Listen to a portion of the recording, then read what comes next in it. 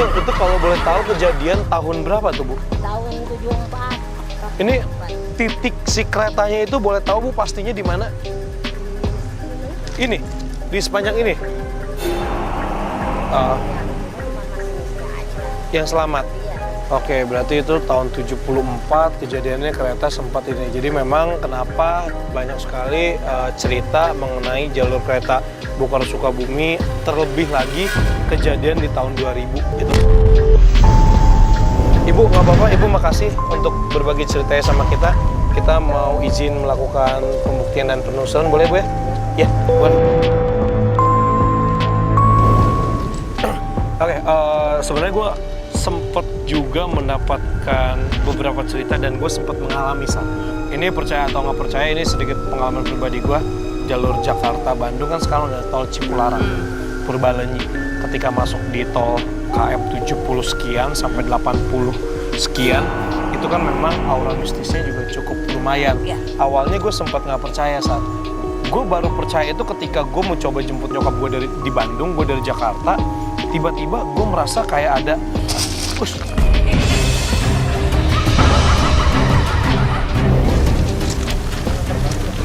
Dah, siapa yang lempar batu? Enggak ada. Assalamualaikum. Jangan kemana-mana ya, duduk di sini ya, misalkan ya. Namanya siapa? Hah? Oke. Boleh dong, gue mau lakukan pembuktian sekalian. Night vision ya. Kenapa di situ? Kamu di situ ya? Badan kamu di situ.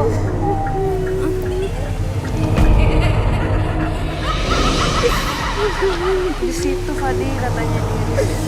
Iya, tadi kan si ibu ini kan sempat cerita. Coba ada hubungan sama kereta nggak, Sal? Kamu kecelakaan kereta? Hah? Astagfirullah.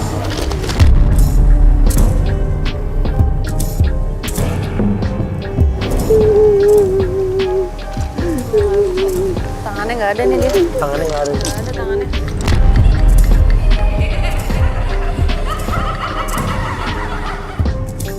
Boleh tahu namanya siapa? Biar kita bisa doain.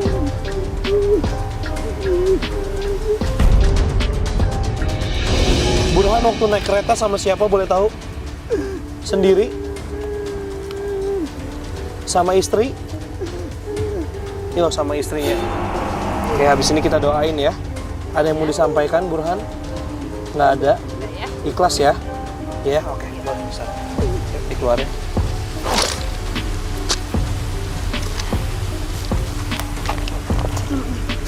Satu lagi.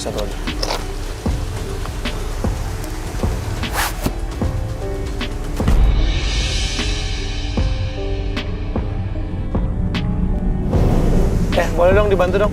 Boleh dibantu dulu yuk. Cet, keluar dulu yuk. Yuk, Cet. Ya, minum yang hangat dulu yuk. Yuk. Jadi memang banyak sekali korbannya. Mungkin setelah ini kita hanya bisa membantu mendoakan, dan ternyata masih ada beberapa saja di sini yang mereka bisa dikatakan nyangkut. Hanya kita yang bisa membantu mereka sebenarnya, Fadi, yang masih hidup. Oke, pemirsa misteri, sekarang kita mau coba langsung ke terowongan Paledang di sana. Kita akan melakukan pembuktian sekali lagi seperti apa yang di sana. Yuk, langsung sana.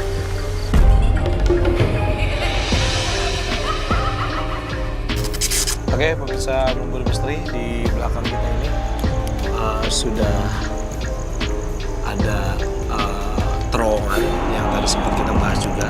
Mungkin langsung saja kali ya, kita akan mencoba menelusuri dan sekaligus melakukan pembuktian yang ada di terowongan ini. Ya, sebenarnya sih kita berharap mendapatkan suatu cerita, tapi ini terbentur lagi ya, Sarah. Masalahnya adalah kebenaran yang ada, fakta yang ada kan memang terjadi kecelakaan. Tapi sejujurnya kita datang ke sini bukan itu yang kita cari mengenai sosok-sosok yang itu, tapi kita pengen tahu ada apa lagi sih di sini sampai membuat aura di sini tuh menjadi mistis. kita menilik sedikit sejarah ke belakang, memang banyak sekali yang memakan korban ketika pembentukan rel dari Bogor dan sampai Sukabumi ini, seperti itu. Gitu. Tapi kita tetap akan mencoba karena di sini kita tetap ingin memastikan apapun yang terjadi ada ataupun tidak, yang penting kita maju dulu. Oke, Sarah siap? Siap. Oke, kalau gitu kita coba langsung pembuktian, kita mulai dari sekarang.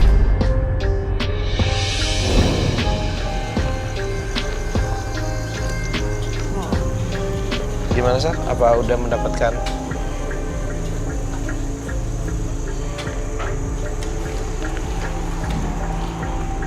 Sarah mau coba di tengah sini?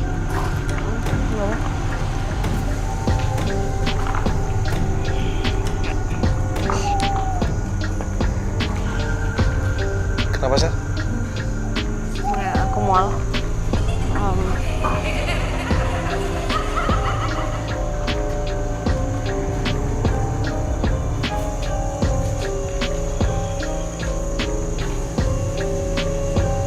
Ini sekarang jadi selokan aja sih ini.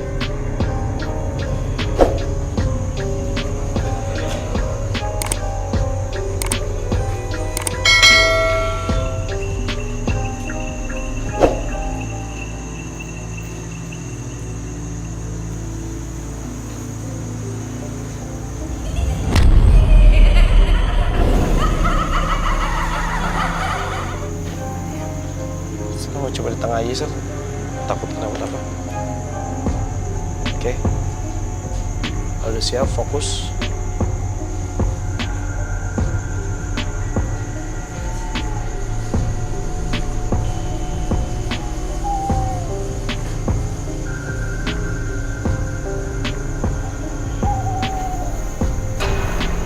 Yang mendekat sekarang justru malah ada sosok perempuan lagi, Fat.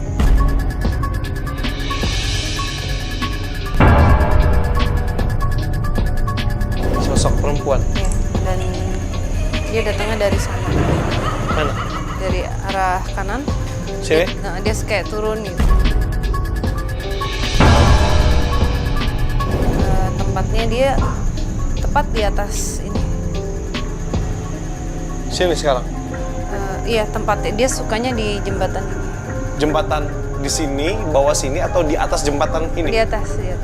Tapi dia turun barusan.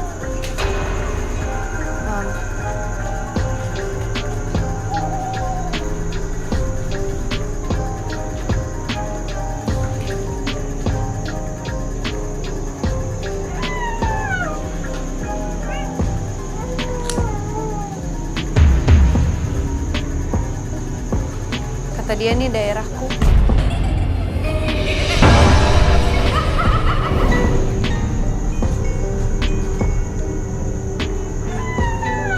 Ada keperluan apa?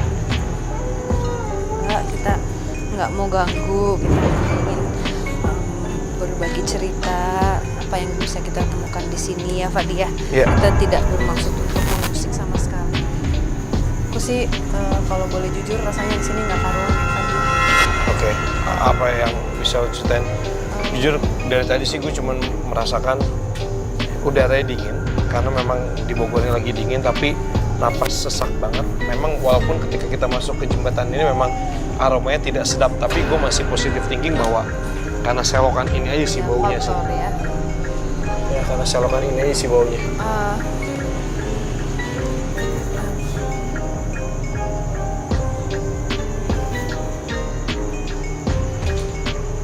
Oke, Sarah, kalau menurut Sarah, kalau kita tidak perlu membahas kejadian yang terjadi tahun 2000-an itu mengenai tragedi kecelakaan, karena memang jujur secara etika kita seperti mengorek luka lama. Gak apa-apa, hiraukan itu, coba apapun yang ada di sini, Sarah rasakan apa yang Sarah rasakan, ceritakan ke saya.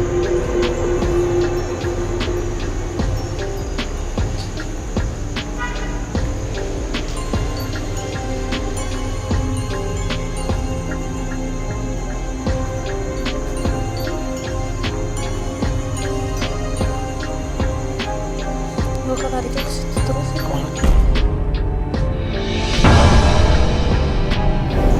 Ketariknya ke yang kejadian itu. Gue gak bisa cerita karena gak enak kan. Iya. Dia kayak Lu justru ketariknya ke kejadian itu. Oke, Kan gini. banyak Iya. apa sih?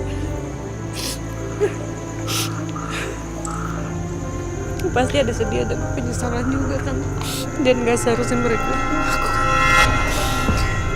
kecelakaan kan. Maksudnya gimana ya? Tidak seharusnya terjadi gitu. Kita cuman bisa bantu doain aja gitu. Nah, kalau misalnya ditanya aku ngeliat apa, aku nggak bisa ngomong.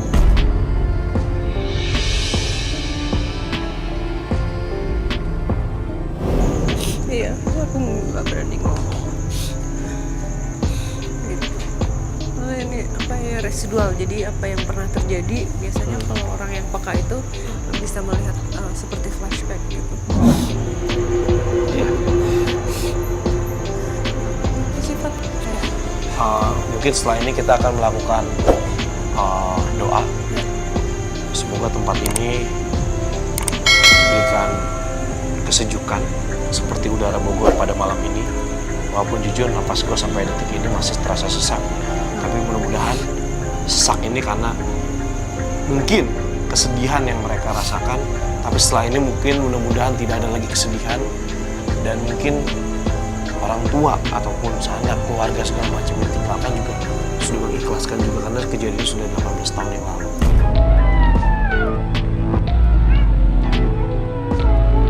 Oke, pemirsa Memburu Misteri, mungkin cuman itu saja yang bisa kita sampaikan di sini.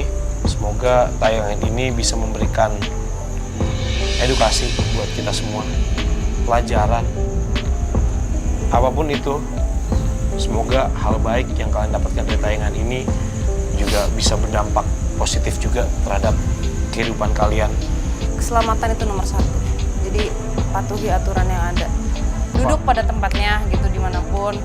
Misalnya pun naik bis atau kendaraan umum apapun, kalau rame nunggu aja dulu, Yeah. gitu, jangan maksain atau apa gitu. Karena jangan sampai terjadi apa-apa dengan kalian. Be safe gitu, hati-hati.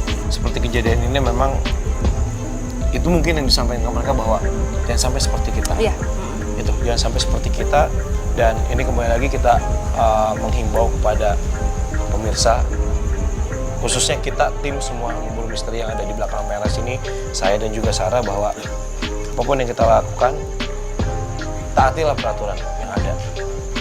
Please jaga keselamatan kalian, karena keselamatan tetap menjadi nomor 1.